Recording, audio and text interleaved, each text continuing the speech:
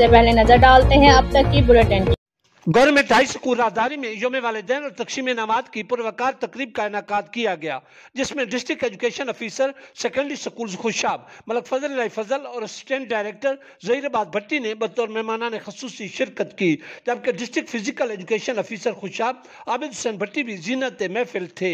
تقریب کی صدارت ہیڈ ماسٹر ادارہ اعضا ملک محمد خالد راہداری نے کی۔ اس شاندار تقریب میں نمائندہ والدین اور ممبران سکول کونسل سمیت سابق چیئرمین یونین کونسل راہداری حافظ محمد صدیق راہداری، ایڈوکیٹ ملک عبدالقیوم راہداری، سوشل ورکر چودھری امتیاز، ملک منظور حسین بم، ملک غلام قادر راہداری، سید غلام محمد شاہ اور ملک محمد سلمان راہداری نے بھی شرکت کی۔ سکول اعضا کے طلباء نے پی ای ٹی، کیسر اقبال اہیر اور حافظ محمد سراج کی زیر قیادت شاندار پی ٹی شو، جمناسٹک اور تقریری پروگرام پیش کیا۔ ڈی ای او سیکنڈری سکولز خوشاب ملک فضل الہی فضل نے اپنے خطاب میں ہیڈ ماسٹر ملک محمد خالد راہداری کی زیر نگرانی جملہ ٹیچنگ سٹاف کی شاندار کارکردگی کو شاندار الفاظ میں سراہا۔